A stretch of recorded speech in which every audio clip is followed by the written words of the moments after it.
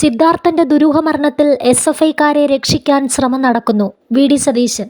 Pookode veterinary കോളേജിൽ 2ാം വർഷ വിദ്യാർത്ഥി സിദ്ധാർത്ഥന്റെ മരണത്തിൽ കോളേജ് ഡീനും CPM അനുഭാവികളായ അധ്യാപകരും നടത്തിയ പങ്കുകൂടി അന്വേഷിക്കണമെന്ന് പ്രതിപക്ഷ നേതാവ് VD സതീശൻ. അവരെ കൂടി കേസിൽ പ്രതി ചേർക്കണം.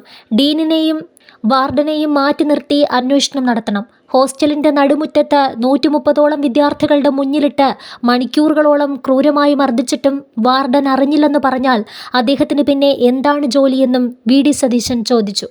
SFI ക്യാമ്പസുകളിൽ ഭീതിയുടെ അന്തരീക്ഷം സൃഷ്ടിക്കുകയാണ്. SFI DYFI പ്രവർത്തകർ നവകേരള സദസ്സിന്റെ സമയത്ത് അഴിഞ്ഞാടിയപ്പോൾ അവരെ അതിന് പ്രോത്സാഹിപ്പിച്ചത് മുഖ്യമന്ത്രിയാണ്. ഒരു KSU പ്രവർത്തകനെ തട്ടിക്കൊണ്ടുപോയി കെട്ടിയിട്ട് മർദ്ദിച്ച കേസിൽ പ്രതിയാണ് നിലവിലെ SFI സെക്രട്ടറി. ക്രിമിനൽ പശ്ചാത്തലമുള്ള ആളുകളെയാണ് SFI സംസ്ഥാന സെക്രട്ടറിയായി വച്ചിരിക്കുന്നത്.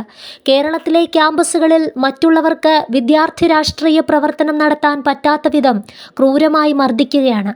ഇത്രയും ക്രൂരമായ മർദ്ദനം കണ്ടിട്ടും കുട്ടികൾ പുറത്തു പറയാതിരുന്നത് ജീവൻ പേടിച്ചിട്ടാണ്.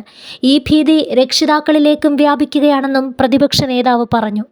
ഇത്രയും ക്രൂരമായ ആൾക്കൂട്ട കൊലപാതകം നടന്നിട്ടും മുഖ്യമന്ത്രി എന്തുകൊണ്ടാണ് പ്രതികരിക്കാതിരിക്കുന്നത്? മറ്റ് ക്യാമ്പസുകളിലേക്കും ഈ ക്രിമിനൽ പ്രവർത്തനം വ്യാപിക്കുകയാണ്.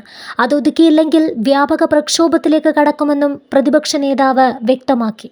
അതേസമയം സിദ്ധാർത്ഥന്റെ മരണവുമായി ബന്ധപ്പെട്ട് ആരോപണവുമായി മുതിർന്ന കോൺഗ്രസ് നേതാവ് രമേശ് ചെന്നിത്തല, മുൻ MLA CK ശശീന്ദ്രനും CPM നേതാക്കളും നിഷ്പക്ഷമായി കേസ് അന്വേഷിക്കാൻ ശ്രമിച്ച കൽപ്പറ്റ DYSPയെ ഓഫീസിലെത്തി ഭീഷണിപ്പെടുത്തിയെന്ന് രമേശ് ചെന്നിത്തല പറഞ്ഞു.